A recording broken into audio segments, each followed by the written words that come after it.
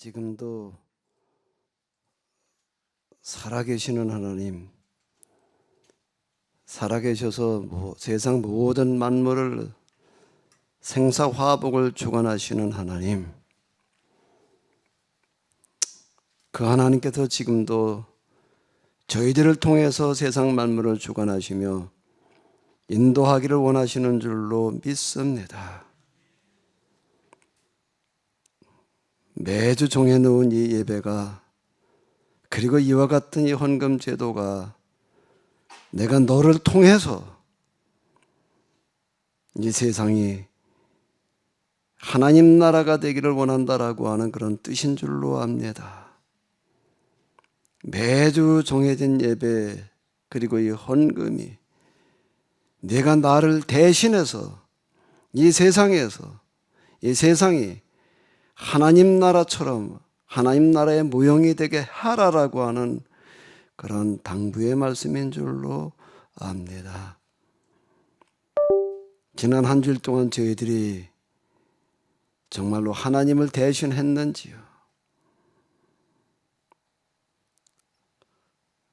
하나님의 역할을 저희들이 대신하고 있었는지 깊이 돌이켜볼 수 있는 시간 되게 하여 주시옵소서. 사람을 통해서 일하시는 하나님, 통해서 일할 만한 일할 사람을 찾으시는 하나님, 이 시간이 저희들 모두에게 하나님에게 눈에 띌 수 있는, 하나님께 기억된 바 될 수 있는 그런 시간이게 하여 주시옵소서. 우리만 하나님을 알고 하나님의 이름을 부르고 찬양을 하는 것으로 끝나는 것이 아니라 하나님께서 우리를 알고 기억하실 수 있게 하여 주시옵소서. 행여나 난 너를 도무지 모르겠다라고 하는 그런 비극이 저희들 가운데 있지 않게 하여 주시옵소서. 저희들만 모여서 예배드리며 기도하는 것으로 끝나지 아니하고 하나님께서 우리를 기억하시고 우리의 기도를, 예배를 받으실 수 있는 그런 시간이게 하여 주시옵소서. 여기에 또한 이와 같이 예배와 더불어 헌금을 드립니다. 저희들 그저 바치는 것으로 끝나지 아니하고 이 헌금이 하나님께서 받으실 만한 헌금이게 하여 주시옵소서. 하나님께 기억된 바 될 수 있는 헌금이게 하여 주시옵소서. 하나님께서 이 헌금을 보시고 이 헌금에 담겨져 있는 우리의 중심을 보시고 내가 너를 통해서 이 세상의 돈들이 똑바로 쓰여지게 하겠다라고 하는 그런 시간이게 하여 주시옵소서. 기복신앙으로 말미암아 세상의 돈들을 쫓아가며 하나님의 축복을 요문하는 그런 신앙이 아니라 하나님을 대신하는 신앙, 하나님을 대신해서 이 세상의 돈들을 똑바로 써야 된다라고 하는 그런 사명의 신앙이 저희들 가운데 있게 하여 주시옵소서. 저희들의 사명 가운데 그 무엇보다도 가장 큰 사명은 세상의 돈들을 똑바로 쓰는 사명임을 알게 하여 주시옵소서. 돈을 구하고 축복을 바라는 자가 아니라 돈이 똑바로 쓰여지기를 바라는 자, 세상의 돈들을 똑바로 써서 이 땅에 하나님 나라가 임하게 할 수 있는 그런 믿음을 가진 자가 되게 하여 주시옵소서. 온 세상 만물을 주관하시는 하나님, 그리고 완전하신 하나님, 그 하나님께서는 지금도 하나님을 대신해서 세상 돈들을 똑바로 쓸 자를 찾고 계시는 줄로 압니다. 세상 돈들이 똑바로 쓰여져서 굶주리는 자가 없게 하여 주시옵소서. 우리와 같은 시대를 살아가면서 굶주려 죽는 자가 있지 않게 하여 주시옵소서. 가장 기본적인 생필품들 때문에 가장 비참한 삶을 살아가는 그런 비극이 없게 하여 주시옵소서. 오늘 우리와 같은 시대를 살아가면서 가장 큰 돈들이 첨단 무기를 만들고, 그리고 온갖 마약과 그리고 대표적인 데 쓰여진 이런 비극이 결코 묵과되지 않게 하여 주시옵소서. 하나님에게만 떠넘기지 아니하고 하나님을 대신해서 이런 비극을 막을 수 있는 자 되게 하여 주시옵소서. 세상의 온갖 문제들을 하나님을 대신해서 해결하는 자 되게 하여 주시옵소서. 오늘 이 예배가 살아있는 예배 되게 하여 주시옵소서. 살아계신 하나님께서 받으실 수 있는 살아있는 예배 되게 하여 주시옵소서. 오늘 우리의 이런 간구와 기도가 죽은 기도가 아니라 살아계신 하나님께서 들으실 수 있는 살아있는 기도이게 하여 주시옵소서. 하나님께 드린 헌금이 하나님께서 모른다 하시는 그런 죽은 헌금이 아니라 기뻐 받으실 수 있는, 그리고 세상의 돈들을 맡기실 수 있는 살아있는 헌금이게 하여 주시옵소서. 헌금 드린 이들에게 하나님께서 복을 내려주시되 이와 같이 살아있는 헌금 드릴 수 있게 하시옵소서. 헌금을 드린 것으로 끝나지 아니하고 세상의 돈들을 하나님으로부터 맡을 수 있는 그런 준비된 자 되게 하여 주시옵소서. 우리 주 예수 그리스도의 이름으로 기도하옵나이다. 아멘.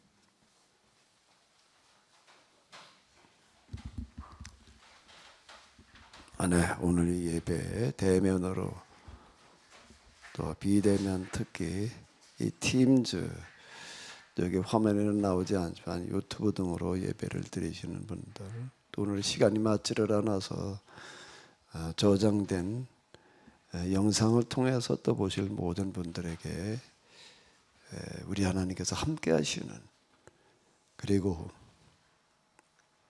기억하실 수 있는 그런 분들이 다 되시기를 바랍니다. 자, 우리 히브리서를 공부하고 있는데요, 6장 20절에서부터 7장 옆에 이어놨는데요, 7장 4절까지를 같이 이어서 보시도록 하겠습니다. 그리로 앞서 가신 예수님께서 멜기세덱의 반차를 따라 영원히 대제사장이 되어 우리를 위하여 들어가셨으니라. 이 멜기세덱은 살렘 왕이요 지극히 높으신 하나님의 제사장이라. 여러 왕을 쳐서 죽이고 돌아오는 아브라함을 만나 복을 빈 자라. 아브라함이 모든 것의 10분의 1을 그에게 나누어 주니라. 그 이름을 해석하면 먼저는 의의 왕이요 그 다음은 살련 왕이니 곧 평강의 왕이요 아버지도 없고 어머니도 없고 족보도 없고 시작한 날도 없고 생명의 끝도 없어 하나님의 아들과 닮아서 항상 제사장으로 있느니라. 이 사람이 얼마나 높은가를 생각해 보라. 조상 아브라함도 노랑물 중 10분의 1을 그에게 주었느니라. 아멘. 네, 우리가 앞에서도 계속 본 바와 같이 이 히브리서는 구약 성경을 기초로 해서 우리에게 말씀을 말하고 있는데, 히브리서의 특징 중에 하나는 예수님을 누구라고 그런다는 거예요? 대제사장. 우리는 예수님께서 뭐 왕이시다, 예언자다, 제사장이시다, 이제 그런 이야기들을 하는데, 성경에도 예수님을 대제사장이라고 이렇게 표현하고 있는 데는 히브리서밖에 없습니다. 이렇게 쭉 보시다시피 히브리서에서는 예수님을 대제사장이라고 이렇게 계속 이야기를 하고 있습니다. 쭉 이제 13장까지 이 2장에서부터 이제 계속 이어지고 있는데요. 나머지 뭐 대제사장이라는 단어가 나오지만 그건 예수님을 가리키는 그런 단어가 아니고 그 당시에 대제사장들을 이야기하는 그런 단어로 쓰이고 있습니다. 히브리서에서는 유독 예수님을 대제사장이다라고 이렇게 이야기를 하고 있습니다. 지금 이제 우리가 읽은 6장 20절에도 보게 되면 그리로 앞서가신 예수님께서 멜기세덱의 반차를 따라 영원의 대제사장이 되어 우리를 위하여 들어가셨느니라. 그래도 이제 또 예수님을 대제사장이라고 그러는데 그냥 대제사장이라고 그러지 않고 영원한 대제사장. 그리고 또 뭐라고 얘기를 하는가 하면 멜기세덱의 반차를 따른 제사장이다. 그러니까 멜기세덱에 대해서 언급하고 있는 것도 이 히브리서가 되겠습니다. 멜기세덱은 지난주에 우리가 본 것처럼 창세기 14장의 사도 이제 이 아브라함이 메소포타미아 지역의 네 왕들과 전쟁을 치르고 돌아오는 과정에서 만났던 그 이야기에서 언급된 이후에는 거의 사용되고 있지 않습니다. 그런데 이 히브리서에서는 이 멜기세덱에 대해서 또 언급이 많습니다. 성경에도 멜기세덱에 대해서 얘기한 구절들이 이렇게 다 뜹니다. 근데 창세기 14장 여기 이렇게 하게 되면 또 이제 14장 본문도 이렇게 오른쪽에 또 이렇게 보여줘요. 14장이 뭔가 하게 되면 아브라함이 메소포타미아 네 왕과 전쟁하는 그런 이야기에서 지금 18절, 20절 두 번 나오고 시편에서 한 번 나옵니다. 시편에서 보게 되면 110편 4절 여호와는 맹세하고 변하지 아니하시리라 이르시기를 너는 멜기세덱의 서열을 따라 영원한 제사장이라 하셨도다. 이렇게 여호와께서 내주께 말씀하시기를 여호와께서 내주께라고 하는 것은 이제 구세주 메시아 이제 예수님을 이야기하는 건데요. 너는 멜기세덱의 반서열을 따라 영원한 제사장이라 하셨도다라는 구절이 시편에 나오고 있습니다. 이제 이걸 근거로 해서 히브리서에서는 예수님을 대제사장이라고 이야기를 하는데 멜기세덱의 반차를 따른 영원한 제사장이다 이렇게 이제 계속 이렇게 얘기해요. 멜기세덱이라는 단어는 히브리서밖에는 나오는 데가 없어요. 그 이제 어쨌든 히브리서에서는 멜기세덱을 대단히 중요하게 이야기를 하고 예수님을 대제사장이라고 그러면서 예수님의 모형으로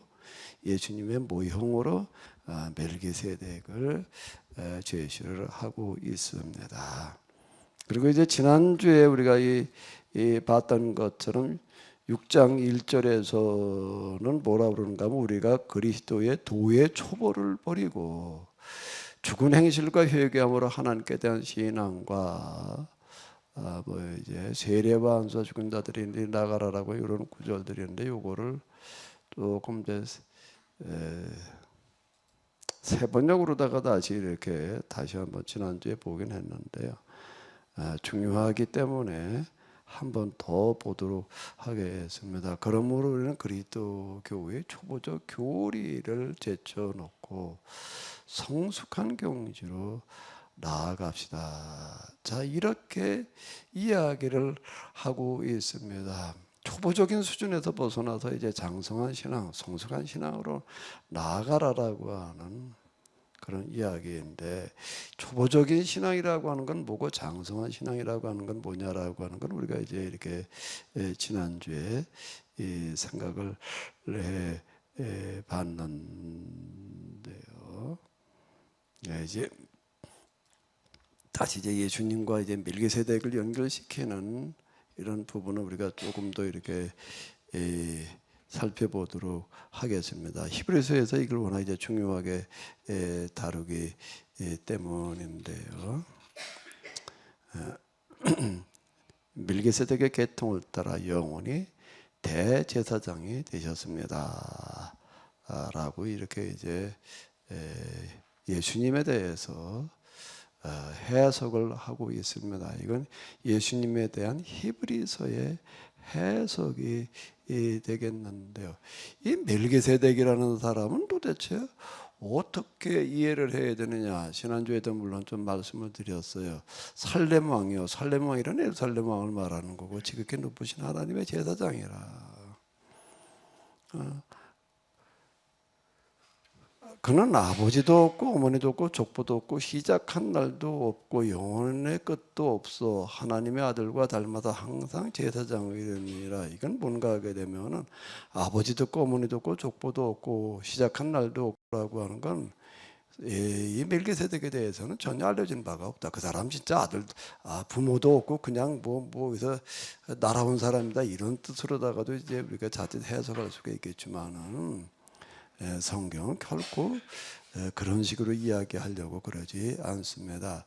이 사람은 도대체 전혀 알려진 게 없다. 부모에 대해서도 알려진 게 없고 족보도 없고 시작한 날도 없고라고 하는 것은 그가 이 성경에서 이렇게 영원한 대제사장의 모형, 예수님의 모형으로 이렇게 그려지고 있는데 그런데 그는 아버지도 없고 어머니도 없고 족보도 없고 시작한 날도 없고라고 하는 것은 그 이전에 누구에게서 이걸 배우거나 전해받아가지고 그렇게 된 게 아니다. 스스로 그렇게 됐다. 자, 이런 뜻이 이렇게 되겠습니다. 우리가 히브리서를 해석하는 것도 또 이렇게 저렇게 해석할 수가 있는데요. 지난번에 말씀드린 바와 같이 아브라함과 또 여기에 대비를 해가지고서 이제 이야기를 많이 하고 있는데 아브라함도 뭔가라고 하게 되면은 믿음의 조상, 복의 근원 이렇게 얘기를 하는데 믿음의 조상이라고 하는 것은 하나님을 믿는 믿음에 있어서 모형이라고 하는 거예요. 원조라고 하는 겁니다. 원조라는 말 많이 쓰죠. 어디 지나가다 보게 되면 원조라는 말을 어디서 많이 써요? 음식점에서 무슨 원조 이렇게 얘기를 합니다. 처음 여기서 시작됐다. 이제 무슨 음식을 이제 그래서 원조 이런 말을 많이 이렇게 쓰는데 하나님을 믿는 올바로 된 똑바른 믿음에 대한 원조가 누구라는 거예요? 아브라함이라고 하는 겁니다. 근데 아브라함이 어떻게 해서 믿음의 모형이 되었는가? 믿음의 조상이라는 얘기가 이제 그런 얘기가 되는 건데 그도 누구로부터 이걸 배우거나 전해받은 게 아니에요. 그 아버지가 뭐 하는 사람이었다고요? 우상장사예요. 옛날에는 고대로 들어가기 때문에 직업을 자기가 스스로 선택하는 게 아니에요. 그냥 집안의 직업을 그대로 물려받는 거죠. 요즘처럼 선택의 여지라고 하는 게 없었습니다. 아브라함도 아버지에 따라서 그냥 우상을 팔아먹는 장사였습니다.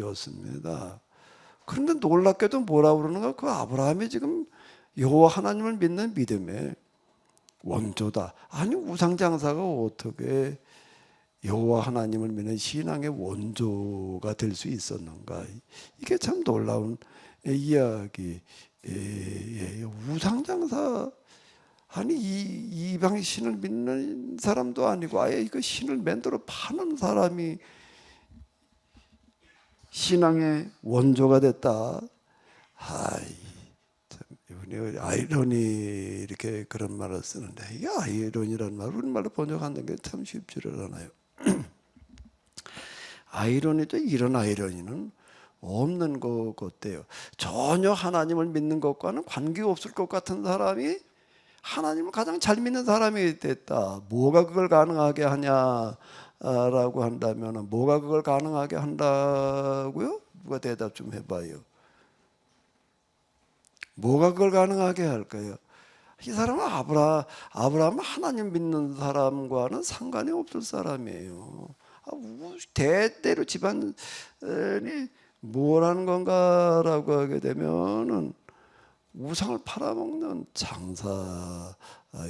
요즘 치유 이런 거 하는 데 가서 이렇게 보게 되면 무슨 얘기들을 하는가 하게 되면 이제 조상의 죄를 회개를 해라. 뭐 이제 이런 얘기들을 합니다. 조상이 지은 죄 때문에 지금 뭐가 가로막혀가지고 뭐가 안 되고 있다. 뭐 이렇게 얘기하는 데들이 이제 있어요. 그렇게 얘기를 할 것 같으면 아브라함은 조상 대대로 뭘 해먹던 사람이라고요? 우상을 팔아먹는 장사꾼이었어요. 보고 파는 사람이요. 그러면 거기에서 아브라함 같은 사람이 나올 수 있다는 게 이게 설명이 안 되는 거예요, 사실은. 이제 치유 이런 데도 이제 자주 얘기하는 거 부모의 모가 자식에게로 이어진다 이제 이렇게 얘기하는 이제 그런 부분들이 있는데 그것도 어느 한편에서는 맞아요. 요즘은 이제 병원에 가게 되면은 뭐 문지를 하는 게 있는데 문지하는 것 가운데 이제 부모의 병력을 묻습니다. 부모가 무슨 병이 있었냐, 뭐 고혈압, 당뇨, 뭐 암 같은 게 있었냐, 이거 거의 이제 묻습니다. 그럼 얼마 전까지는 안 묻던 거예요. 그럼 왜 그런가 하게 되면 부모의 그런 병력이 그대로 이제 이렇게 영향을 받을 수 있다, 유전이 되기 때문에 부모의 체질이라든지 기타 등등 이제 영향을 줄 수 있기 때문에 이제 그렇다라고 하는 그런 이야기이고요. 그 질병 같은 경우에도 그렇고 그 다음에 또 단순하게 유전 이걸로만은 설명이 안 되는 게 그 집안의 부모가 살던 생활 환경 습관이라는 게 있습니다. 그게 또 질병하고 연결이 돼요. 그 이제 그 부모들이 뭘 먹었느냐라고 하는 것도 중요할 수 있는데요. 그 먹는 음식이 질병을 유발할 수 있는 그런 음식을 이제 주로 먹는 집안에 있으면 그게 그대로 또 이어갈 수밖에 없습니다. 그런 측면에서 우리가 이제 부모의 영향을 그건 유전적으로 받을 수도 있고 생활 습관으로 받을 수도 있고 그게 몸 육체뿐만 아니라 정신에도 영향을 주고 있는 거는 사실이에요. 그 치유에도 얘기하는 거 보면 뭐 아버지한테 무슨 받은 뭐 상처 때문에 내가 오늘 이렇게 됐다고 그것도 맞는 부분이긴 한데 그것만 가지고 다 얘기를 알아들게 되면 또 이것도 큰 모순이에요. 같은 집안에 같은 형제끼리 또 커도 똑같은 환경에서 근데 다 똑같지는 않잖아요. 개인의 그런 역량과 처신이라는 부분이 훨씬 더 중요할 수 있는 거지. 난 부모 때문에 말은 내가 오늘 이 모양 이 꼴이 돼서 이렇게 책임을 부모한테 돌려버리게 되면 그것도 곤란한 얘기가 되는 거예요. 아브라함 같은 경우에는 부모한테 책임을 돌려가지고 난 부모가 말이 우리 집안 대대로 우상을 팔아먹어가지고서 이 모양 이 꼴이야. 이렇게 얘기하는 사람이 아니에요. 그는 비록 가업을 우상장사를 물려받았지만 뭘 하는 사람이죠? 뭐가 아브라함을 믿음의 조상으로 만들었을까요? 누가 두 글자로 한번 얘기를 해봐요. 뭐라고요? 뭐라고 그랬어요 지금? 두 글자로 딱 얘기를 해봐요. 설명 관두고 딱 그냥 이렇게 두 글자로 얘기를 해보라고 딱.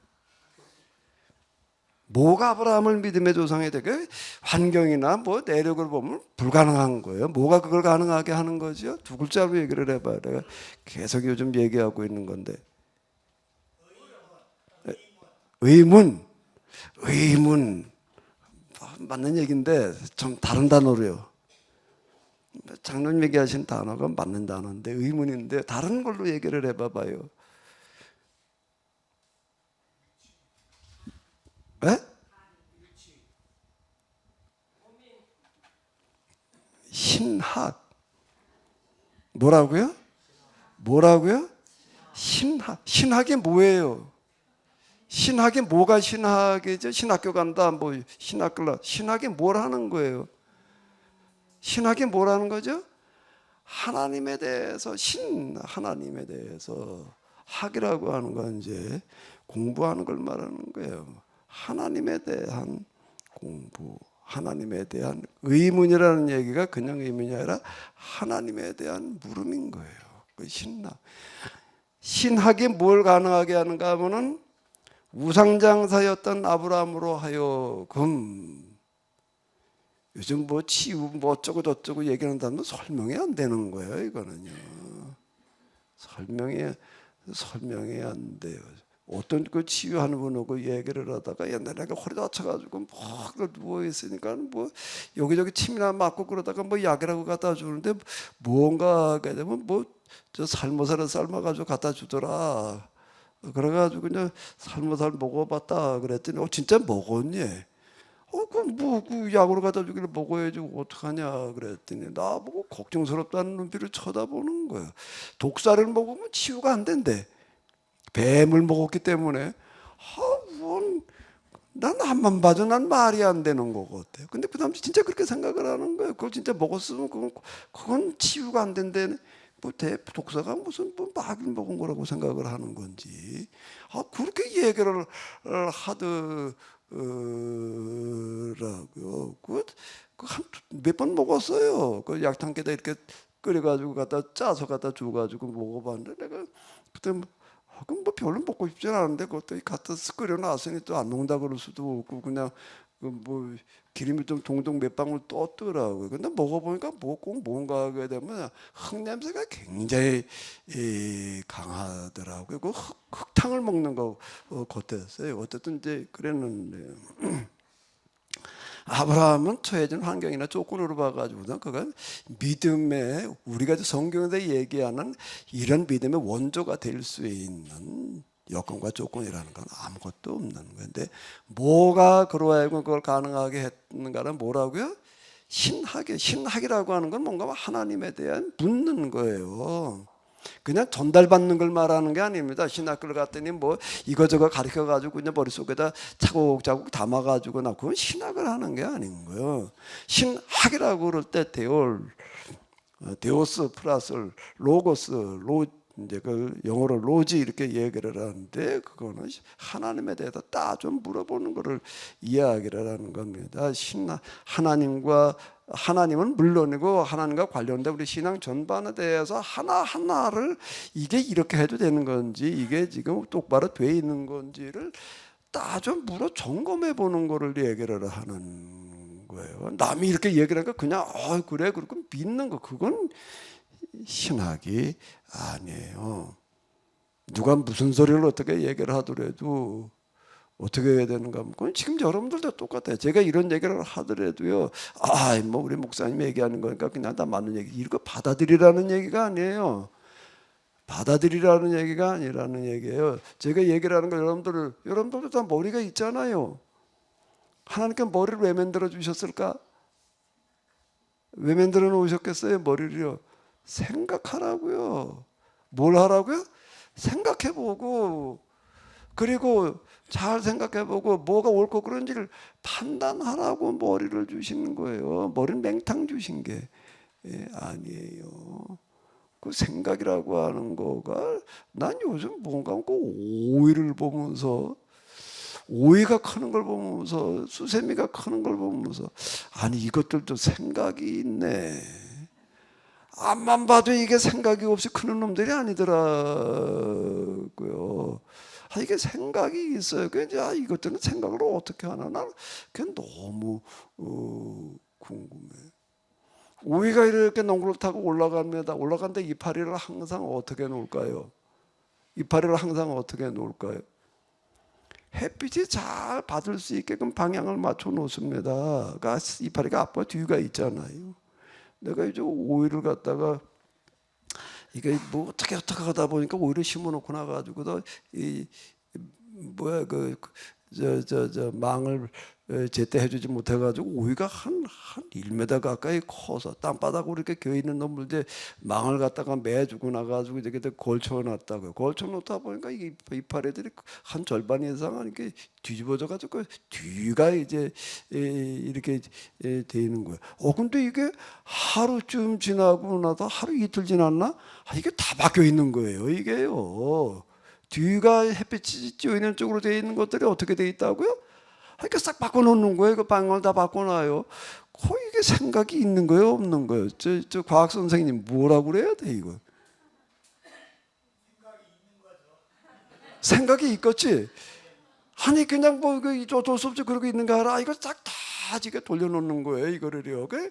내가 이렇게 내다봐요. 이렇게 내다보면 이제 이게 돌리고 있는 게 보이는 거예요. 이게 저 아침에 나가보고 이제 많이 이제 오늘 이틀인가 됐는데 거의 다 돌아와 있어요. 이게요. 그리고 이제 망을 갖다가 이게 얹어놓으면 이게 가면서 그 붓들을 메고 가는 걸 뭐라고 불러요? 그거. 뭐 있잖아요. 이렇게 똘똘똘 감고 올라가잖아요. 이제 바람 불어도 떨어져 나가지 않게끔 매달리게끔. 요놈이 이렇게 뭐이 나가는데요. 꼭 어디로 가냐면 아무데로 나가는 게 아니에요. 아무데로 가는가 어디로 가는가 하면 가서 이렇게 붙들 수 있는 데를 향해서 꼭 가요. 이게요. 절대 아무데로 나가지를 않습니다. 난 아무리 쳐다봐도 이게 뭘로 이걸 알까? 눈이 있는 건 아닌 것 같고. 그렇다고 식물도 전파를 쏘나? 뭔가 감각이 있어요. 감각이 있으니까 이쪽으로 가야 된다는 걸 아는 거예요. 햇빛은 햇빛이 비치니까 그렇다 치더라도 거기에 막대기나 뭐 줄이 있어가지고 내가 가서 이렇게 얼굴 맬 수 있는 게 있다는 걸 어떻게 알아? 그게 난 너무 신기한 거. 얘가 넝쿨 식물들은 다 그렇습니다. 자기가 가지고 이렇게 붙어 있을 데를 그 방향을 향해서 이렇게 가는 거예요. 제가 거기 담쟁이도 몇 개 갖다 이거 심어놨는데 아침에도 그거 이렇게 방향 잡아주고 왔는데 이놈들도 어디로 가야 될지를 알고 가야 돼. 덮어놓고 그냥 막 가는 게 아닌 거예요. 식물도 생각을 하면서 사는데 그냥 덮어놓고 사는 게 아닌 것 같더라고요. 이것들이요. 근데 사람이 뭐를 주신 건 뭐라고 만들어놨다고요? 생각을 해봐라. 지금 여러분들이 들으시면서는요, 그냥 열심히 생각을 하셔야 돼요. 지금 저렇게 말하는 게 똑바로 하는 소린가? 혹시 잘못 말하는 거 아닐까? 그거부터 생각해야 돼. 난 여러분들이 다 그렇게 하기를 바래. 그냥 목사님한 얘기니까 무조건 그냥 아멘해. 아멘하라는 얘기는 뭔가라고 하게 되면 내가 얘기한 거에 대해서 목사님 설교에 대해서 곰곰이 생각을 해보고 성역을 해보니까 그게 어떻다는 게 맞다는 거야, 틀리다는 거예요. 맞다라고 얘기를 하면 맞다라고 얘기를 해봐라. 그 얘기라고요. 덮어놓고 그냥 목사님 얘기하는 거니까 아멘 이렇게 받아들이라는 얘기가 아니에요. 그래야지 이게 잘못까지는 않을 거 아니에요. 아브라함이라는 사람은 왜 그가 믿음의 조상, 믿음의 똑바로 된 신앙의 원조가 되는가? 뭐가 그걸 가능하게 했다고요? 뭐가 그걸 가능하게 했다고요? 신학이에요. 묻는 거예요. 따져 묻는 거예요. 이게 이렇게 믿어도 되는 건가? 근데 가만히 자기 집에서 하던 걸 보니까는 우상을 팔아먹는 사람들이 생각하는 그들이 믿는 신앙의 방법은 아닌 거예요, 이게. 그럼 거기서 묻는 거예요. 야, 진짜 하나님이 있을 텐데 내가 비록 우상을 팔아먹지만 이거 말고. 그건 가짜인 거예요, 그거는요. 가짜인 거고 지금 사다가 만들어다가 팔아먹고 있으니까 그거는 아니지. 신이라는 게 하나님을 이렇게 만들어서 그냥 뭐 갖다 팔아먹을 수 있는 건가? 하나님을 어떻게 돈으로 팔고 사? 그것도 아닌 거예요. 거기다 대고 갖다 또 복을 빌어요. 그래서 무상을 갖다 만들어다 놓고는 거기다 복을 빌어, 복을 달라고. 아무리 봐도 나무를 깎아 만들어 놓는 게 돌매로 깎아 놓는 거가 거기다 복을 빈다고 그게 복 줄 리가 없는 거예요. 이거 말고 진짜 하나님이 있을 텐데를 묻고 찾는 거다. 그 하나님을 믿는다는 건 좀 뭘 어떻게 해야 되는 거냐라고 할 때 아브라함에 도달한 거는 어디에 도달을 했다고요? 진짜 하나님은 있을까 없을까? 아무리 봐도 하나님 없으면 설명이 안 되는 거예요. 하나님이 있어야 되는 거예요. 신학에서 제일 먼저 물어야 되는 것은 뭔가 하면 신은 존재하는 거예요. 신학대전이라고 하는 책을 이렇게 보게 되면 제일 먼저 그 물음으로 던지는데 제일 먼저 던지는 질문이 뭔가 하면 신은 존재하는가입니다. 그 어떻게 써는가? 신이 진짜 존재하는가? 존재한다고 그러는 사람도 있고 아니라고 그러는 사람들도 있죠. 그 존재한다라고 생각하는 사람들을 이제 쭉 열거를 해놓는 거예요. 왜 그는 신이 존재한다고 그러는가? 이런 근거로다가 하나님은 존재한다라고 말을 한다. 또 아니라고 그러는 사람이 있는 거예요. 아니라고 하는 사람 가운데에서 그 아퀴나스가 살던 그 시대에 그 이전에 있던 여러 학자들 대표적인 사람들 다 따져봐 가지고서 그 중에서 그래도 열갈만 사람 아무개는 이러이러한 일 때문에 신이 없다고 그랬다. 누구는 뭐 이래서 없다고 그랬다. 누구는 이래서 없다고 그랬다. 누구는 이래서 있다고 그랬다. 있다고 그랬다. 없다고 그랬다. 이걸 다 따져보는 거예요. 왜 있다고 그러는지, 무언 근거로 신이 있다고 그러는지, 무언 근거로 신이 없다고 그러는지. 그럼 그건 하고 끝나면은 안 돼. 그러면 이제 신이 과연 우리가 있다고 그래야 되느냐 없다고 그래야 되느냐 그 다음 그렇게 넘어가는 겁니다. 그래도 이제 신이 이런 근거로 있다고 말할 수밖에 없죠. 있다고 그러는 것들 다 얘기를 따져보고 또 없다고 그러는 걸 다 따져보니까는 결국에도 있다고 그래야 돼요 없다고 그래야 돼요. 있다고 얘기할 수밖에 없다. 이러이러한 이유로 있다고 얘기할 수밖에 없다. 어마어마하게 많은 부분들을 다 이렇게 묻습니다. 하나님이 있는지 없는지 따져 물어보고 믿든지 말든지 해야 될 거 아니에요. 예? 그냥 남이 믿으니까 나도 믿어. 그러면 그게 온전한 신앙으로 갈 수가 없는 거예요. 조인숙 사모님은 하나님이 있는지 없는지 얼마나 따져 물어봤어요.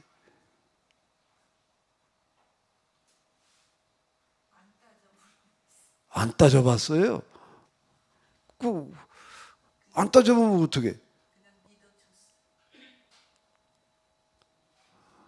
누가 좀 따져 물어보고 믿는 분 있나? 나는 엄청 따졌어요. 난 그냥 믿을 수 있는 게 아니더라고요. 그냥 어떻게 믿어? 신이 있냐 없냐? 참 고민스러운 얘기더라고요. 있다 그러는 종교가 또 여러 종교가 있는 거예요. 그럼 어느 종교도 얘기하는 신을 믿어야 되나? 제가 이렇게 기도하러 다니면서 제일 심각하게 부딪혔던 것 중에 하나가 뭔가라고 하게 되면 기도하러 가는데요. 기도라고 하는 거가 뭔 문제에 부딪히는가 하게 되면은 하나님이 있는가라고 하는 문제에 부딪히는 거예요. 다시 묻게 되는 거야. 아주 94년부터 뭐 성경 때 가슴이 뜨거워져가지고서 뭐 기도하러 갔다 그냥 기도하니까 뭐가 뜨거워져 이게 아니라요. 오늘은 믿는 게 다 사라져 버리는 거예요. 기도하다 보니까 뭐가 어떻게 됐다고요? 하나님에 대한 믿음이 다 사라져 버리는 거야. 하나님이 믿어지지가 않는 거예요. 어느 날 가니까 그렇게 돼. 그 전날까지는요, 조그만하게 뭐가 이런 줄 알았는데, 이게 어제와 오늘이 그렇게 다룰 수 있는 게 어제까지는 전혀 의심할 것도 없이 그냥 아주 무슨 충만 어쩌고 저쩌고 끌어다 붙일 수 있는 거 다 끌어다 얘기를 할 만큼 그렇게 돼 있다가 오늘 그 다음 날 갔더니 도대체가 하나님이 인정이 안 되는 거예요. 믿어지지 않는 건 얘기할 것도 없고 이런 문제 부딪히는 거예요. 예수님께서 구세 무슨 구세죠? 어림도 없는 얘기가 돼버리는 거예요. 그러다가 이제 이게 기도하러 가가지고 이제 심각한 문제에 부딪히는 거예요. 가만히 있자 여태 내가 그래도 회심을 해가지고서 신학을 공부해가지고 그래도 목회에 좀 그때 목회한 지가 꽤 여러 해 되는데 근데 하나님이 인정이 안 되는 거예요. 믿어지지 않는 거는 고사하고 하나님이 있는지 없는지 이제 이런 문제에 부딪히는 거예요. 그러니까 다시 시작을 해야 되더라고요. 하나님께 기도한다라고 하는 거는 그냥 기도하니까 그냥 은혜가 뭐가 이렇게 그냥 덮어놓고 오는 게 아니에요. 아주 기초 훈련을 시키는데 그 훈련의 첫 번째 그러면 믿음이 없어져 버리는 거예요. 다시 완전 백지에서 출발하게 하는 거예요. 하나님이 있다고 그래야 되나 없다고 그래야 되나? 기도하러 가가지고 이 문제를 가지고 기도를 하는 게 아니라 이걸 가지고 씨름을 하다가 오는 거야. 나는 앉아가지고 하나님이 있다고 그래야 되나 없다고 그래야 되나? 아퀴나스의 물은 첫 번째 물음에 또 가다 부딪혀가지고서 이런 거 저런 거 생각을 해보면서 이제 내가 다시 정리하고 들어가는 거예요. 하나님이 없다고 그러면은 왜 내가 하나님이 있다고 그럴 수밖에 없는 건 무엇이냐? 제가 이제 하나님이 있다고 그럴 수밖에 없는 건 뭐 때문인가라고 하게 돼. 뭐 때문이죠? 계절이 바뀌고 이러고 하는 거 금방 이제 오이가 이거 자라는 거랑 기타 등등 이렇게 보니까 이게 저절로 오이라는 놈이 그렇게 생길 수가 없는 거예요. 이게요. 계절의 변화, 이 조화와 질서라고 하는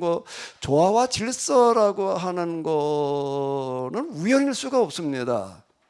우연히는 질서와 조화가 생길 수가 없어요. 그냥 뒤죽박죽으로 다 그렇게 그냥 있는 거지. 거기도 어떻게 질서와 조화가 생겨요. 질서와 조화라고 하는 거는 창조가 아니고서 그렇게 만들어 놓지 않고서는 불가능한 거예요. 제가 하나님이 있다라고 이렇게 다시 정리할 이유는 바로 그거예요. 뭐 때문에 그랬다고요? 세상 만물 속에 들어있는 뭐요? 질서와 조화라는 것 때문에 하나님은 존재할 수밖에 없다.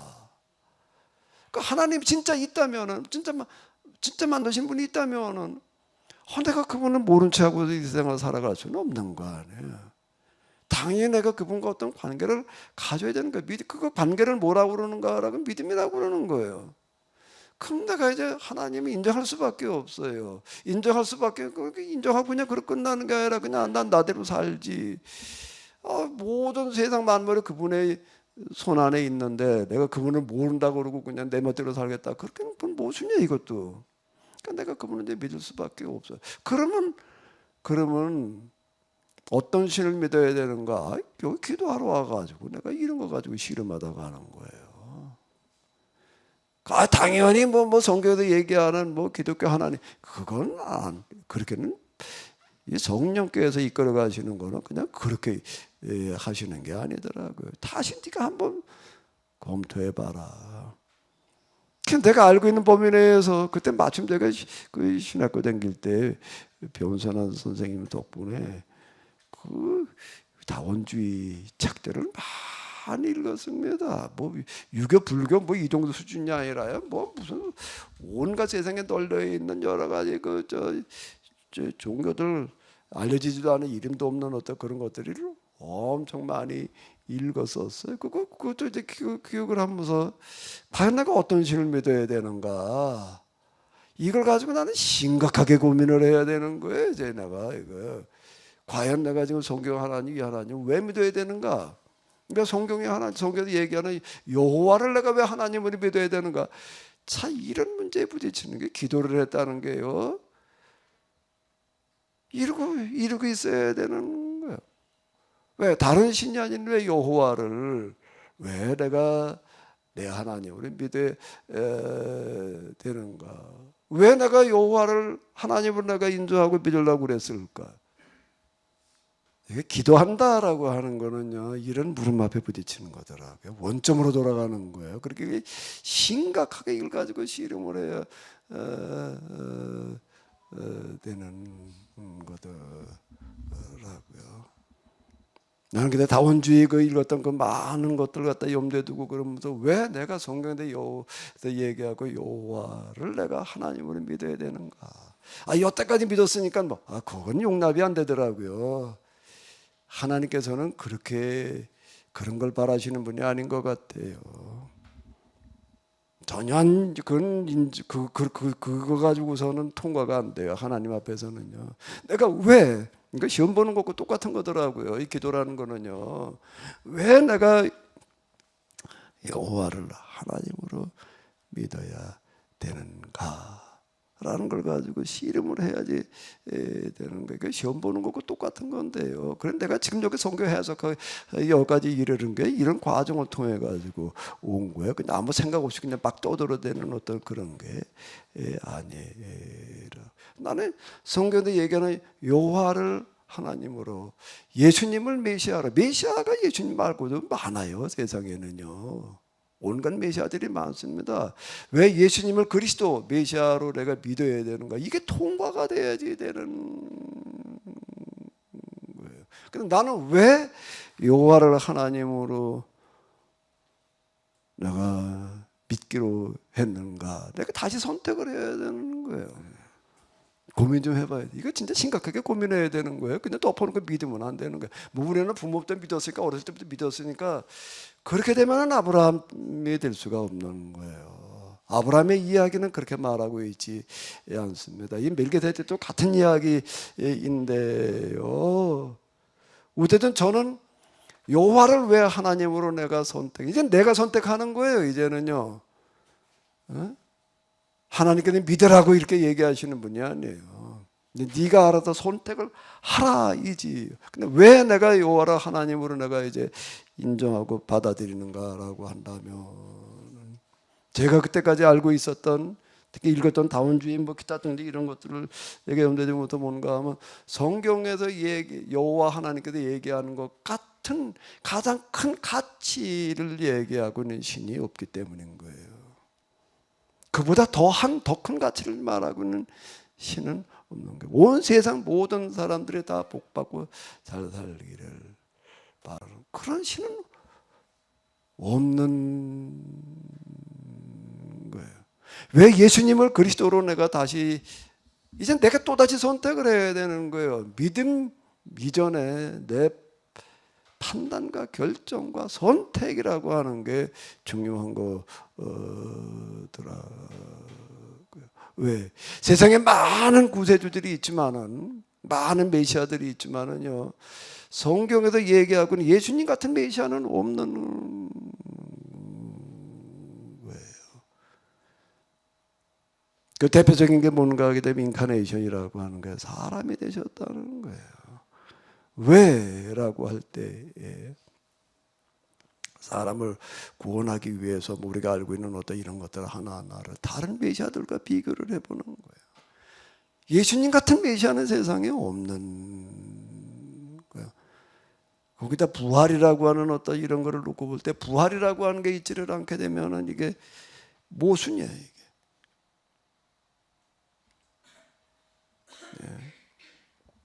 여기다 다시 저는 이제 하나님을 내가 고민하면서 선택하고 예수님을, 여호와를 하나님으로, 예수님을 그리스도로 내가 선택을 해야지 되는 거더라고요.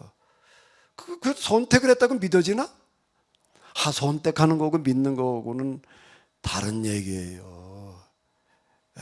여기다 믿음이라고 하는 게, 이게 내가 믿는 게 아니로구나, 아주 내가 처절하게 경험한 겁니다. 그럼 나는 이제 여기서 다시 기도로 이제 아주 한 줄 내내 내가 이걸 가지고 씨름을 하는 거가 이제 뭔가라고, 내가 왜 여호와를 하나님으로 내가 선택을 해야 되는지, 예수님을 왜 내가 그리스도로 내가 받아들이는지에 대해서 내가 한 주일 동안을 고민을 하고 씨름을 해야지 되는 거예요. 그러고 가가지고 그 다음에 저는 이제 기도로 이제 가는 거예요. 기도. 그 다음에 이제 기도로 가는 거예요. 선택을 하고 난 다음에, 내가 결정을 해놓고 난 다음에 뭔 기도를 해야 될까요? 이제 그 기도도요, 믿음이 믿어지지 않는 상태에서 기도를 하는 건 굉장히 어려운 거더라고요. 하나님 인정되고 믿어질 때 기도지, 그렇지 않은 상태에서 기도한다는 거는요 굉장히 어려워요. 이제 기도를 내가 이제 해야 돼. 이제 기도를 내가 하나님께 이제 내가 요청을 하는 거야. 나는 이러이러한 이유로 내가 여호와를 하나님으로 내가 선택하고 믿기를 내가 원합니다.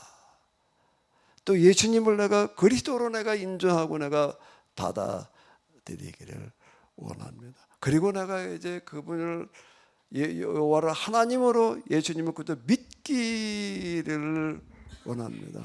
나로 하여금 믿을 수 있도록 도와주십시오.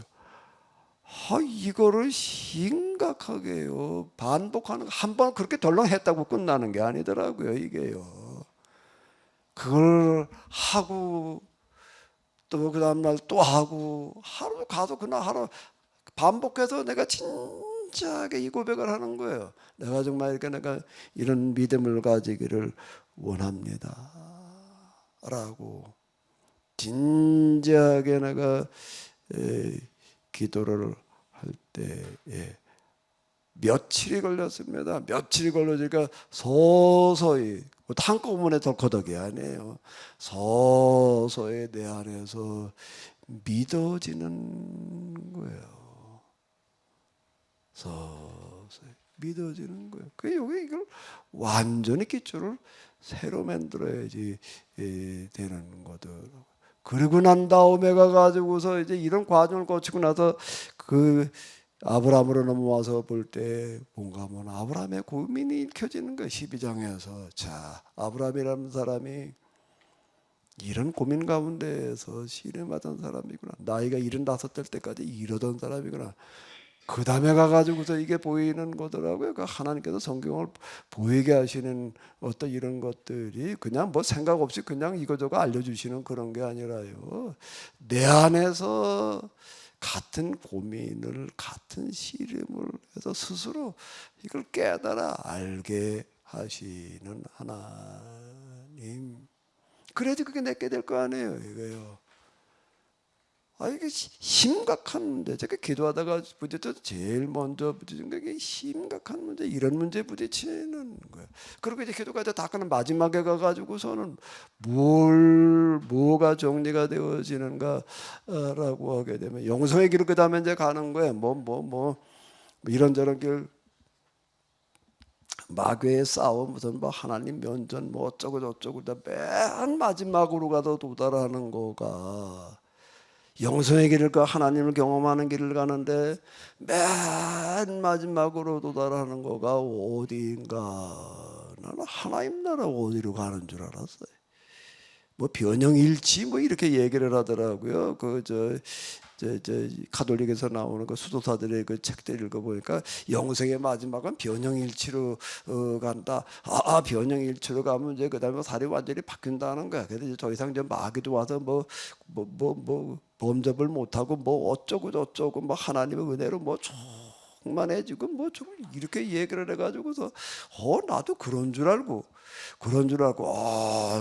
뭐 변형일치가 뭐 어떻게 해도 거기에 도달하나 거기 가면 이제 그냥 뭐 하나님의 은혜로 오직 충만해져가지고 마귀는 얼씬도 못한다는데 뭐 그 비슷하게 되는 줄로 알았는데 그러고 가고 또 가다가 보니까는 무슨 변형일치 무슨 하나님 은혜로만 충만해져 가지고서 더 이상 무슨 갈등도 없고 뭐도 없고 뭐 어쩌고 저쩌고 뭐 더 이상 마귀가 와서 옆에 얼씬도 못하고 그런 상태가 아니라 가고 또 가다가 보니까 어딘가 하면 내 원점 출발점으로 오는 거예요. 이게 내가 너무 충격을 받은 게요. 아니 영성의 길의 마지막 종점에 내가 출발하던데 이게 도대체 설명하고 그런 건 들어본 적이 없어요. 어디 영성책에서도요. 이걸 도대체 어떻게 이해를 하고 받아들여야 될지를 모르겠는 거예요. 이게 영성의 종점이 내가 출발한 데다 이게 설명이 안 되는 거야. 이걸 어떻게 해야지 되나. 이게 부딪히고 씨름하고 물어야 될 것들이야. 이게 뭐 한두 가지 아니야. 이런 걸 가지고 씨름을 해야지 되는 거야. 아니 영생의 종점이 이게 변형일치 뭐 어디가 아니고 그래. 내 출발한 원점 이걸 어떻게 설명을 해야 되나? 어떻게 설명을 해야 되나? 어떻게 이해를 해야 되나? 근데 나 어디 아무리 책을 읽어봐도 그런 얘기는 없고 누구 물어봐도 그런 거 얘기해 준 사람은 없고 근데 그걸 나로 하여금 알게 해주는 게 있더라고요. 나로 알게 해주는 길을 하나하나 열어가는 게 뭐였을까요? 내가 몇 번 얘기를 했는데 뭐였다고요? 이슬방울. 뭐요? 이슬방울. 어느 날 이렇게 눈을 이렇게 떠보니까 이슬방울이 아침에 이렇게 새벽기도 이러고 왔다 이렇게 보니까 이 풀잎에 이슬방울이 맺혀 있는 것을 보면서 풀리기 시작을 하는 거예요. 물이라는 건 자기 모양이라는 게 없잖아요. 근데 이슬방울에 맺혀 있는 이 물을 보니까는 이게 동그랗게 맺혀 있는 거예요. 그 구로 맺혀 있는 이걸 보면서요. 거기에서 비로소 내 이제 하나의 사고의 전환이 일어나는 거예요. 이게 모든 만물이 뭘로 되어져 있구나. 미긴 비비면 들었던 건데 그렇게 연결이 안 됐던 건데 구의 원리로구나. 구의 원리라는 거는 뭔가라고 하면 왼쪽이 오른쪽이고 오른쪽이 왼쪽이고 위가 아래고 아래가 위인 거예요. 그게 성경에서 얘기하는 게 이런 거였구나. 예수님께서 나는 알파 오메가 시작과 끝. 처음과 나중 그게 무슨 얘기인지를 전혀 이해를 못했던 거야. 알파와 오메가라는 얘기가 무슨 얘기야 이게 시작과 끝 처음과 나중이라는 게 무슨 얘기인지 큰 뭐 알 수 없는 얘기였는데 이슬방울을 보면서 내가 이제 비로소 이제 이게 구의 원리를 얘기하는 거였구나. 태양도 구고 우주도 구고 지구도 구고 다 아는 얘기였지. 다 아는 얘기지. 그런데 그래도 어떻다고? 내 이 생각도 직선으로 생각을 할 게 아니라 구의 원리로 생각을 해야 되는 거구나. 이슬방울이 이렇게 생각할 수 있는 길을 열어주는. 그래가지고 내가 처음 여기도 이걸 갖다 놨어요. 2층에도 있어. 이거는요. 왜 이걸 가지고 내가 그렇게 얘기를 하는가? 이 원리가 너무 중요하기 때문에 원리와 이치라고 하는 걸 가지고 내가 이제 비로소 생각하기 시작을 하는 거야. 만물의 원리와 이치. 뭐가 맞아야 되는가? 아무리 생각하는 방식이 맞아야 되는구나.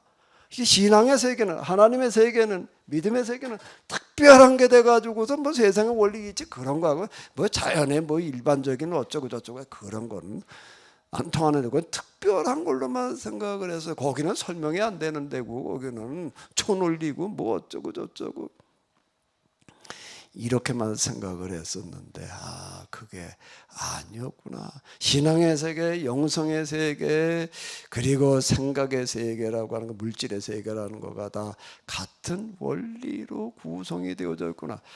이게 이제 제가 기도하면서 도달했다는 가장 큰 소득이었어요. 이 부분이요. 그래서 이 영성의 경험에서 맨 마지막은 뭔가 하게 되면은 제자리로 돌아온다라고 하는 게 이게 맞는 이야기로구나. 그러니까 이제 생각을 직선적인 생각에서 이제 뭘로 바꾸는 거예요? 곡선적인 생각으로 바꾸어 나가는 작업, 이제 이런 것들이었는데요. 지금 여러분들이 여기 와서 이렇게 앉아서 예배 드리는 시간은 가만히 앉아서 있는 목사님 설교를 잘 감동적으로다가 뭐 이렇게 해서 뭐 이제 감동이 왔다 은혜 받았다 그렇게 얘기를 알아듣게 되면요, 저 신천지가 제일 큰 은혜들 받고 있어요. 그 사람들은 저 신천지에 가는 사람들 교회에도 다 열심히 신앙생활하던 사람들인데 신천지에 가도 진짜 은혜를 경험했다 이렇게 얘기들을 합니다. 교회에서는 별로 은혜를 못 받고 있다가 교회 여기 나한테 계속 찾아오는 사람 하는 얘기예요. 교회를 뭐 그렇게 오래 다녔어도 말이에요. 겨우 교회에서 얘기해 주는 거 구약은 예수님 오신다는 약속이고 신약은 예수님 다시 오신다는 약속이나 막 이딴 소리나 듣고 말았다. 그런데 신천지에 가는데 성경을 해석을 해주는데 거기 가가지고서 비로소 성경이 무언지를 알았다. 그리고 은혜 뭐 여기서 뭐 성령체 뭐 어쩌고 거기 가니까 진짜 은혜가 있더라. 자 하나같이 이렇게 얘기를 합니다. 신천지가 같은 사람도 이렇게 얘기를. 그럼 뭐라고 그래야 돼 우리가요 이게요. 은혜라는 거는 은혜를 받는다는 건 그냥 감동이나 그냥 누가 얘기를 잘하고 감동받는 걸 은혜라고 그러게 되면은 마귀에게 견뎌낼 재간이 없습니다. 뭐가 은혜라고 그래야 되지요? 똑바로 된 올바로 된 깨달음을 얘기를 하는 거예요. 뭐가 은혜라고요? 뭐가 은혜? 감동이 우리 감동 은혜라고 자꾸 생각을 하는 건 누가 뭐 전도하러 가도 선교하러 가도 뭐 드라마틱하게 감동적이게 하면 그날 은혜 받았다 이렇게 얘기를 하는데 그것도 물론 은혜는 은혜예요. 그런데 진짜 얘기하는 성경에게 은혜 받는다는 얘기는 뭐라고요? 그런 걸 통해서 어떻게 됐다고 이런저런 걸 통해 가지고 올바른 깨달음을 얻었다라고 하는 거를 은혜 받았다는 걸로다가 이해를 해야지 되는 거예요. 그래야지 뭐 이단에 설 자리가 없는 거지. 그 마귀가 틈을 삐죽고 들어올 자리가 없는 거죠. 감동에만 초점을 맞춰놓으니까 그냥 맨날 마귀가 그냥 판치고 있는 어떤 그런 식이 돼버리고 많은 건데요. 제가 이런 과정을 통해 가지고 구의 원리와 더불어 가지고 발견해낸 가장 또 큰 거 하나가 뭐라고요? 쓰고 얘기를 하자. 멜기세덱을 뭐 예수님은 대제사장으로 얘기한다는 것들이 이게 이해가 되려고 한다면 서로 이게 같이 앞뒤가 맞아줘야지 되는데요. 자, 하나님을 다시 경험을 하게 되는데 이런 과정 이렇게 묻는 걸 통해 가지고서 하나님을 뭘로 경험을 하는 거예요? 뭐요? 이걸로 경험을 하는 게 이게 다 바꿔놓더라고요. 하나님의 법이시다라고 하는 거예요. 법이신 하나님. 예수님께서 육체가 되신 것을 요한복음에서는 로고스의 다른 말은 법이라고도 원리와 이치라고 이성 로고스의 1차 의미는 예수님께서 말씀이 되셨다라고 말씀으로 번역을 하는데 그게 로고스인데요. 로고스의 1차적인 의미가 있습니다. 사전에서 보게 되면요. 1차 의미가 있고 2차, 3차 의미가 여러 가지가 있어요. 그럼 할 수 있다는데요. 근데 그 캔에 무슨 뜻이에요? 깡통이라는 뜻도 있는 거예요. 그 캔에 들었다 그러면 어디 들어있다는 거예요? CAN에 나는 할 수 있다는 조동사만 할 수 있다가 첫 번째 의미고요. 그 다음에 줄을 내려가면 그 중에 뭐도 있는 거예요? 깡통이야. 깡통도 들어있는 거예요. 그게 단어의 한 가지 의미만 있는가 여러 가지 의미가 들어있는 경우들이 많은데 로고스라고 하는 단어의 첫 번째 의미는 뭔가 하면 이성이에요. 뭐라고요? 이성이에요. 우리를 이성으로는 따지지 말고 믿음만 강조한다. 믿어. 그냥 뭐 묻지 마라. 뭐 이렇게 자꾸 얘기를 해. 이렇게 지금 이 모양이 되는 거예요. 교회가요. 예수님이 이성이 되셨다는 거예요. 법이 되셨다는 거예요. 원리와 이치. 자, 이성을 등한히 해버리게 되게 되면은요. 이놈의 신앙이 똑바로 갈 수가 없습니다. 이성을 기초로 해가지고 가야지 되죠. 제가 하나님 경험하는데 제일 먼저 어떤 문제가 더 부딪혔다고요? 하나님이 믿어지지를 않는 거예요. 있는지 없는지가 인정이 안 되는 거예요. 이게 다시 시작을 하는 거예요. 이게요. 제가 기도하는 그 동안은 본가하게 되면은 신학을 다시 공부하는 시간이었어요. 하나님 과연 있는가, 존재하는가부터 이걸 묻고 들어가야 되니 이걸. 내가 왜 여호와를 하나님을 믿어야 되는가? 이걸 하나님께 심각하게 묻게 하시는 거예요. 당연히 그건 믿고 시작을 할 그게 아니라요. 하나님의 방식인데요. 지금 저는 여러분들이 예배 시간에 앉아가지고 제가 그저 감동스럽게 성경도 여태 못 들어보면 해석하는 거나 그냥 듣고 은혜나 받으려고 이렇게 생각하지 마시고 좀 따져 물으시기를 바래요. 성면서 권사님 아까 내가 뒤에서 이렇게 봤더니 아주 노트를 한 권 들고 다니시더라고. 뭘 잔뜩 적어놨던데 뭘 적어놓은 거예요? 내가 노트 검사 좀 한번 해봐야 되겠어. 옆에 보니까 최고사님도 노트를 한 권 들고 있더라고. 그 예배를 드리러 온 건지 공부를 한 건지 내가 언제 한번 노트 검사 좀 해봐야 되겠어. 뭘 적어놓고 있는지. 많은 분들은 노트에다 적지 않고 머리에다 적고 계시는 것 같은데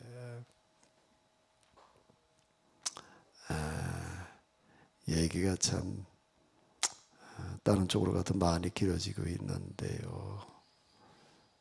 예수님을 대제사장으로 거기다 멜기세덱의 반차를 따른 이라고 얘기할 때 멜기세덱의 반차를 따른다는 게 뭘 한다는 건가? 뭘 한다는 건가? 오늘 아브라함까지 얘기하다가 시간 다 갔는데 아브라함이 뭐 한 사람이라고요? 뭐가 아브라함을 믿음의 조상이 되게 했다고요? 신학은 뭘 하는 거라고요? 따져 묻는 겁니다. 그럼 이제 멜기세덱으로 넘어간다라고 하게 돼요. 아브라함과 멜기세덱을 같이 연결되어 가지고 얘기를 하고 있어요. 멜기세덱은 뭐도 없다, 부모도 없다 말이야. 족보도 없다, 근원도 없다. 그 멜기세덱에 뭐가 없다는 거예요. 그 부모도 없이 태어난 사람이라는 뜻일까요? 멜기세덱 부모도 태어난 사람이야. 그럼 뭐 하늘에서 떨어졌나? 그럼 뭐 어떻게 했다는 거야? 그죠? 육화됐다는 얘기야? 그렇게 그걸 얘기하려고 하는 건 아닐 것 같아. 그렇게 얘기를 하게 되면 모순이 돼버리는 겁니다. 멜기세덱이 영원한 제사장이 되어졌는데 그건 부모가 없단 말이야. 족보도 없다. 뭘 말하는 거죠? 근원도 없다. 그건 무슨 얘기예요? 뭐가 없다는 얘기예요? 멜기세덱이 도달한 것과 같은 그런 신앙을 가진, 그 이전에 누구에게부터 그 배워가지고 누가 전달해줘가지고 그렇게 된 게 아니었다. 자생이라고 하는 겁니다. 자생해서 스스로 거기에 도달하는 그런 사람이었다. 자, 요 부분은 이제 다음 시간에 한 번 더 이렇게 생각을 해보도록 하겠는데요. 예수님을 뭐라고 해야 할까? 멜기세덱의 반차를 따른이라고 얘기를 할 때, 예수님을 멜기세덱이 근원도 없는 뭐 하늘에서 내려온 무언 제사장이라고 이렇게 해석을 하고 넘어가야 되나? 얼핏 그렇게 생각하기 쉬운데, 요한복음 1장 1절에는 예수님을 뭐라고 그런다고요? 로고스의 1차 의미가, 사전적인 의미가 뭐라고요? 이성이에요. 이성. 예수님은 이성이셨다. 이성으로 이 세상에 오셨다. 자, 이렇게 얘기를 하는 거고, 이렇게 같이 연결해 가지고 한번 좀 생각을 해보시기 바랍니다. 그 영원한 제사장이라고 강조하는 건 좀 뭘 강조하려고 그러는 건가? 뭘 강조하려고 그러는 건가? 오늘 김준수 장로님 들어오셨나? 김준수 장로님 어디 계셔요? 오늘 들어오셨네. 김준수 장로님. 네. 예. 김준수 장로님 히브리서 하자고 그러셨으니까 책임을 지셔야죠. 다음 시간에 김준수 장로님이 좀 한번 좀 간단하게 내가 저 시간 잠깐 드릴 테니까 한번 아주 간결하게 한번 딱 정리를 해봐요. 숙제예요. 한번 해보겠습니다. 김준수 장로님에게만 숙제를 드리는 게 다 한번 같이 생각하고 고민해서 찾아가 봐요. 그러니까 여러분들이 오늘의 아브라함이 되시기를 바래요. 아멘. 여러분들이 오늘의 멜기세덱이 되시기를 바래요. 난 그런 거 하나님이 있는지 없는지 생각도 안 해봐서 그냥 믿고 있어. 그러면 이건 시작부터 잘못됐어. 지금 하나님이 있는지 없는지 심각하게 고민 좀 해봐야 돼요. 성령께서는 그렇게 끌고 가시더라고요. 이게 쉬운 노릇이 아니에요. 이게 뭐 씨름해야 될 게 참 많아요. 덮어놓고 그냥 믿게 하시는 하나님이 아니에요. 장로님 숙제 한번 한 줄 내나 잘 해보세요. 예. 우리로 하여금 똑바로 믿게 하여 주시옵소서. 우리로 하여금 잘못 가지 않고 똑바로 가게 하여 주시옵소서. 지난날을 돌이켜 놓고 볼 때 우리가 너무나 잘못 알았고 잘못 믿었고 잘못 걸어갔습니다. 왜 그랬는지요? 믿음이 물음이 없었기 때문입니다. 신학이라는 이름이 있었지만은 신학의 기초가 없었기 때문이었습니다. 그러다 보니까 이제 기독교가 세상에서 가장 큰 종교가 되어 있음에도 불구하고 이 세상은 이제 대멸종의 위기에 봉착하고 말았습니다. 하나님, 우리의 지난날의 이 우리를 용서하여 주시옵소서. 다시 바로잡을 수 있게 하여 주시옵소서. 늦었지만 바른 길로 갈 수 있도록 도와주시옵소서. 진지하게 묻게 하여 주시옵소서. 생각하게 하여 주시옵소서. 무조건 믿는 믿음이 아니라 물어보고 믿는 믿음, 똑바로 알고 믿는 그런 믿음이 우리 가운데 다시금 회복될 수 있도록 인도하여 주시옵소서. 이제는 우리 주 예수 그리스도의 은혜와 하나님 아버지의 놀라우신 사랑과 성령님의 도우심이 이와 같은 신앙으로 저희들 가운데 임하여 주시옵시기를 간절히 축원하옵나이다.